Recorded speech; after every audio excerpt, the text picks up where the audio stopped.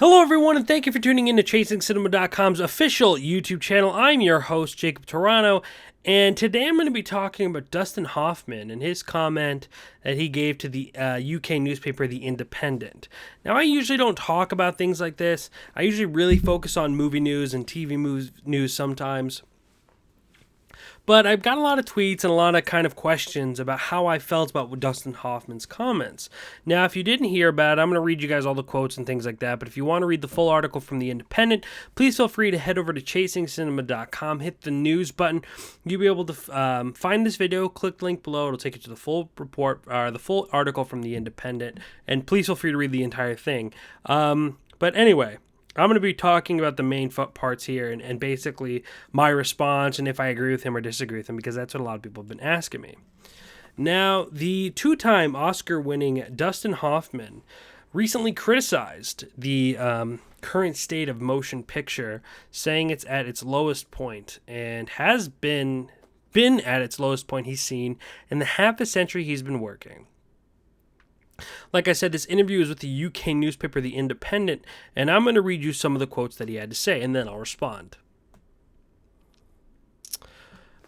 Quote, "I think right now, television is the best that it's ever been, and I think it's the worst that film has ever been.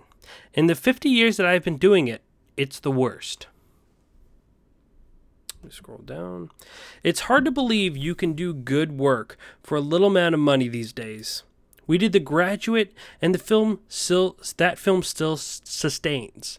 It had a wonderful script they spent 3 years on, and an exceptional director and an exceptional cast and crew. But it was a small movie, 4 walls and actors, yet it was 100 days of shooting." You know, I think this might kind of shock some people, but he's kind of right, guys. I don't have any experience working in filmmaking at least. Obviously, I work in film to the extent that I write about it, I talk about it. And I get that question, well, you never know until you actually made a film. I mean, I've worked on student films and things like that, which is not the same thing. But you cannot deny that mostly every filmmaker from an older time period, and I don't mean filmmaker as just director, because, guys, every person on a set is a filmmaker in its own right. A writer is a filmmaker, an actor is a filmmaker, because they all make movies. They all do. So please don't take that term as always as director. Have complained about the state of movies. And our numbers kind of show it too. I believe last year Broadway beat the film industry out for the first time like 2-3 decades. It's kind of shocking. And I don't say it as, our movies are just getting lazy or anything like that, but it's such a competitive industry. And cameras and filmmaking techniques make it more possible for more people to make movies. Things like crowdfunding, film schools. I mean, it's really crazy to kind of understand that. And especially his comment about TV, I 100% agree. His comment about TV is 100% correct. Guys, in film school, they teach you, film is something done over a period of time greatly. TV is something done on a short period of time, like good. And that's not true anymore. You look at the television shows we've had the past couple years, and it's outstanding.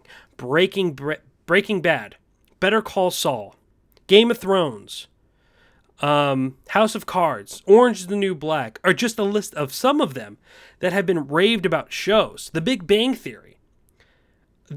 Television is at a golden era. True Detective. And it's not stopping. Unfortunately, it's not always the stuff that we're getting on major networks like NBC and ABC. But with Netflix and Amazon, Amazon has Transparency, and I know I'm forgetting the other one. These companies are bringing us television, and they are really delivering strong stuff, especially Netflix. House of Cards and Orange is the New Black, and I'm sure there's one I'm forgetting. It's crazy. They are really, really delivering strong work. And Louie and I talked about this on a podcast once, just about how strong TV is right now and that it is in like a new golden era.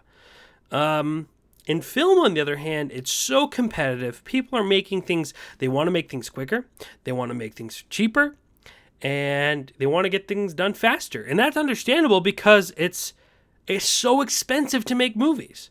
So expensive. Anybody could do it, but that doesn't mean they actually have the access that someone who has money has. I mean, most movies now budgeted are an insane amount of millions of dollars. However, there's also the people who are making movies for hundreds of thousands of dollars or even less than that. And you can find them. I mean, check out your iTunes page. Click on movies. And every day there are constant independent or B-rated movies that are just flowing through that thing like crazy. A movie has to make money, and it has to do it quickly as possible. And they got to make sure that it's good enough to make a sequel. They got to make sure that it has enough they could, build this franchise or sell merchandise. I mean, it's crazy. And, recently we had a legendary FX man retire because, his work wasn't as needed and people just they don't care about he said that people didn't care about the quality of work. They just wanted it fast. Do it quick. Don't make it that great. We'll work it out. And that's kind of the thing going on right now. And I'm not saying this because I have the experience, but because filmmakers that have been working for like half a century or longer, like Dustin Hoffman, have been saying this. That's not good. And that could be why. I mean, one of the most common questions I get as a critic are, why do movies suck nowadays? Which I don't fully agree with, right? Like, I understand that assumption and that generalization is just wrong. But as far as numbers wise and like, movies that people really enjoy, I mean, I think the average time people go to the theaters is 4-5 times a year. That's crazy. I mean, granted, I know it's expensive. I know it's outrageously expensive, especially to go see something that's mediocre. People don't want to invest. You have a family of 4, that's $40 plus concessions to go see a movie that's okay. It's not worth it. And I know I'm getting kind of off topic, but I don't know. I mean, it seems right now. I've always talked about this, that film, people have to understand, is both an art and an industry. Right? To the filmmaker, it's an art. It's something that they really care about. But at the same time, to other filmmakers, it's a business. Movies and marriage. Our movies and money have the most crazy marriage in the world. But I can tell you that right now, I believe that this industry is a lot more business than it is art. But that's because it's in the hands of the guys who make money. And the guys who make money are the guys who make toys and make sequels. And that's the people's fault, for going to see the movies at the same time. I mean, don't get me wrong. I'm not saying that every blockbuster or every movie that comes out during the summer is a bad thing. People love the Marvel movies. That's fine. But at the same time, look at how many movies those guys are making. Look how quick they're pumping them out. You guys can't be surprised at that. So I have mixed feelings about this. I understand where Dustin Hoffman's coming from and filmmakers like of that nature who are used to a different type of filmmaking. But film's always going to evolve. And I don't think we're at the worst place ever. I don't think that. I mean, I've had some people ask me do I think movie theaters are not going to exist anymore? I don't think I'll ever believe that. I think that there are going to be a lot more different avenues, but I think that theaters will always remain, at least in the foreseeable, at least the next 20 years, they'll stay a main part. I mean, I'm not saying in 100 years we're going to still have movie theaters because we might have something new and different. But nonetheless, I think theaters are something that will stick around. I don't think we have to worry about the film industry collapsing. I don't know the solution though, but nonetheless, I think that Dustin Hoffman isn't wrong in his comments because that's obviously how he feels as an actor who's been working in the industry, and no one can tell him that he can't feel that way. I do 100% agree with him in the TV though, because we all see it, and everyone would rather talk about the show on Netflix than talk about the movies in the theater. I don't know. What's your stance? Let me know down here in the comment sections below. I'm really interested to want to hear what your take is on this comment. If you agree, if you disagree, if you think film is at a great place, because there are great things about film right now. You could choose what you see in a way that's never been possible, and I don't mean by just streaming, but I mean you could literally find a project online that you like, that you feel should be made, and donate to that project. You could go back as far as you possibly can almost and pick a movie that would have never been available to you 20 years ago and watch it instantly. People like me, like filmmakers that go to that college, and kids who want to experiment with film can make movies right now. Easier than ever before. It's just harder for those movies to be seen because the box office tentpole films are obviously taking up the space. I don't know. What are your opinion? What are your thoughts? Let me know down here in the comment sections below. I think this will be an interesting conversation to have, so let's have it right here in the comment sections. Guys, also please feel free to hit that like button, that thumbs up, to let me know you appreciated what I did here today. I always really like seeing those thumbs up. Makes me know that I did good today.